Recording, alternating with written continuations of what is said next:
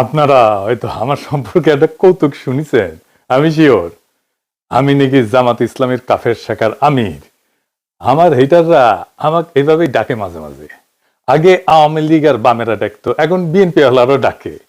কিছুটা বিদ্রুপ থাকলেও এটা আমার হেটারদের অসহায়ত্ব এক ধরনের।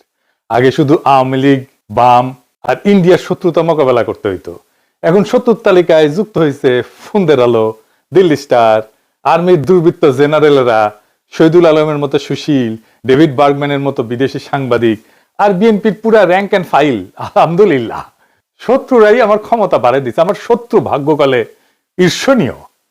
শত্রুরা যখন আপনার বয়ানের জবাব দিতে পারে না, তখন সে আপনার এই ক্যারিকেচার বানাইতে চায় অথবা ধ্বংস করতে চায়। তাই পরিষ্কার করে বলি যে আমি তো মুসলমানরা জানেন, আমি বলি আমি বাংলাদেশি হিন্দু।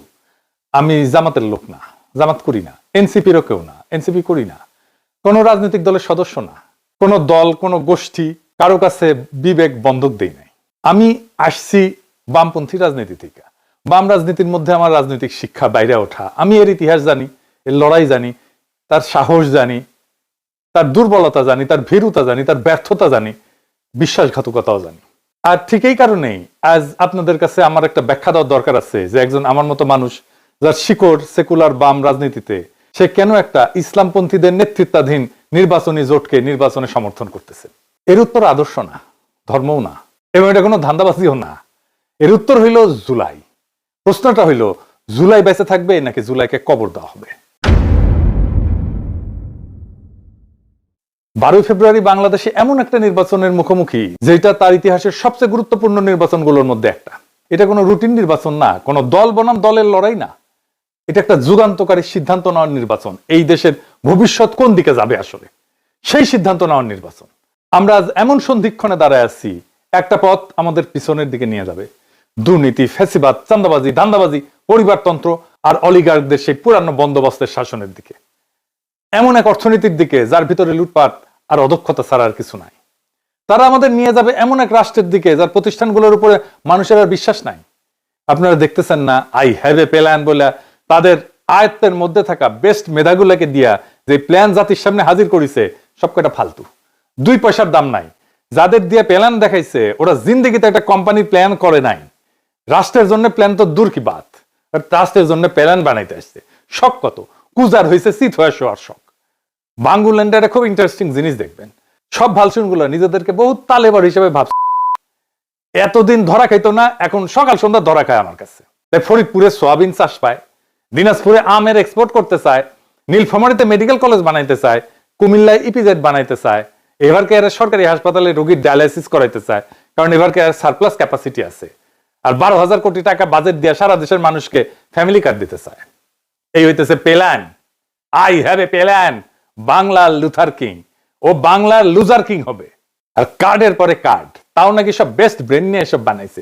শুনেছেন, গতকালকে শুনেছিলাম, আজকেও আবার শুনেন, কারণ ওকে ধরিচ্ছি, দাঁড়ান শুনেন। বেশ অনেক মাস ধরে গুরুত্বপূর্ণ সব আপনার বিষয়গুলোতে জনাব তারেক রহমান বড় বড় আপনার টাস্ক ফোর্স টিম তৈরি করেছেন। হেলথ সেক্টর বলেন, এডুকেশন সেক্টর বলেন, এডুকেশনটার সাথে আমি নিজেই অতপ্রতভাবে জড়িত ছিলাম, আরো অনেকগুলো সেক্টরে গুরুত্বপূর্ণ টিমস তৈরি করেছেন পুরো ওয়ার্ল্ড, বাংলাদেশের যারা বেস্ট বিশেষজ্ঞ আছেন তাদেরকে নিয়ে। এই সেক্টরগুলোতে আমরা কিভাবে উন্নয়ন আনতে পারি এবং বিশ্বমাপে কম্পিটিটিভ আমরা হতে পারি, তো সেই জায়গা থেকে উনার বৃহত্তর প্ল্যান আছে। এটা আমি আপনাদেরকে পরিষ্কার জানিয়ে দিচ্ছি, উনার বৃহত্তর প্ল্যান আছে। শুনেছেন তো, টাস্ক ফোর্স করে এই সমস্ত বানাইছে। তাই রহমান, আপনার এই প্ল্যান তো কোনো মাঝারি সাইজের কর্পোরেটের ইন্টার্নকে দিলে করে দিতে পারতো, এসে ভালোভাবে করে দিতে পারতো, অনেক কম সময় করে দিতে পারতো। এই যদি আপনার বেস্ট ব্র্যান্ডের প্রোডাকশন হয়, তাহলে খবর আছে, আপনারও খবর আছে, দেশেরও খবর আছে। ইশতেহার ঘোষণা করেছে না বিএনপি, এই ইশতেহার যে লিখিছে সেও ফাঁকিবাজ, যাদের দিয়ে লিখাইছে প্রত্যেকটা ফাঁকিবাজ। 2001 সালে বিএনপির ইশতেহার থেকে চোথা মারিছে। সেই একই মনোরেল চালু করবে, বস্তিবাসীদের জন্য আবাসন করবে, কলকারখানায় নিরবিচ্ছিন্ন বিদ্যুৎ সরবরাহ করবে, বেকার ভাতা দিবে, ন্যায়পাল নিয়োগ দিবে। এইসব কিন্তু 2001 সালের ইশতেহারে ছিল, আবার দিচ্ছে। এখন বুঝিছেন তো, এগুলো করবে না। 25 বছর আগে তো কইছিলেন, তারপর তো ক্ষমতায় আসছিলেন, তাই না? করেন নাই কেন এগুলা? প্রতিশ্রুতি দিছিলেন, করেন নাই কেন? কেউ জিগায় না, উত্তরও দিবে না, উত্তর তার জানাও নাই। এই যে প্রতিশ্রুতি দিচ্ছে, ইশতেহারে নানা কথা লিখছে, এগুলো কিছুই করতে পারবে না, করবেও না। আচ্ছা আসেন আমরা এক্সাম্পল হিসেবে হাঙ্কেরে প্রিন্স ববি হাজ্জাজের আমলনামা দেখি।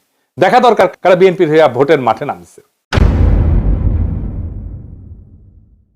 ওইকে জানেন, ওর বাপের নাম মুসা বিন শমসের, বাংলাদেশের সবচেয়ে ধনী ব্যক্তি, এতই ধনী যে তারা নিয়ে ডকুমেন্টারি হয়, তারা প্রিন্স বলে ডাকে বিদেশিরা। সে যে জুতা পরে না, জুতা জুতা তাতে ডায়মন্ড বসানো থাকে, হীরা হীরা হীরা বসানো থাকে জুতায়। মেনে মেনে করছি না, দেখেন। Every day I wear diamond shoes, and fed up. So maybe one day. You get a bit.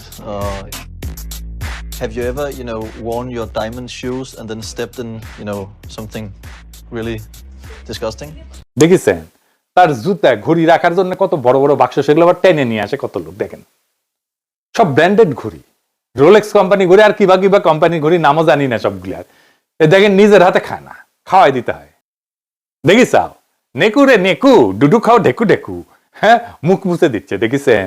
দেখেন সেই মুখ মুছে দেওয়ার জন্য পিছে দাঁড়ায় আছে কতজন, দেখেন দেখি চাও উই আগে সুসে কিনা নিজে নিজে, আমার সন্দেহ আছে। এটা নারীর ক্ষমতায়ন, খাওয়ার টাইমে পিছে দাঁড়ায় থাকবি আর মুখ মুছে দিবি বড় লোকের? এটা কর্মজীবী নারী নাকি এটা দাসত্ব, নাকি এটা সম্পদের অশ্লীল প্রকাশ? এইটাকে সে কেমনে কামাইছে জানেন? অস্ত্র ব্যবসা কইরা।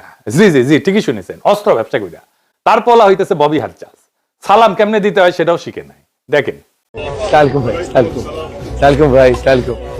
বছরে সালাম দেয় না, নির্বাচন যখন আসে হায় রে সালাম, সালাম দিতে দিতে আসসালামু আলাইকুম, এত সময় বলবে কতক্ষণ, খালি কয় চালকুম চালকুম, তাড়াতাড়ি হয়ে যায়। এই সুপার রিচের পোলার ক্যান্ডাস দিতে সে খাইছিল, কারণ ওর বোনের বিয়ে দিছে শেখ সেলিমের ছেলের সাথে। এবার বুঝেছেন তো রসুনের সব এক জায়গায়, বুঝেছেন তো? এইটাই সেই এলিট এস্টাবলিশমেন্ট, সবগুলা কি এক জায়গায় বান্দা।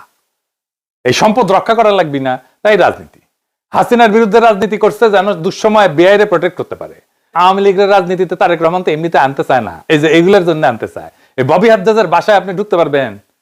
ঢুকতে দিবে আপনারে? পারবে না।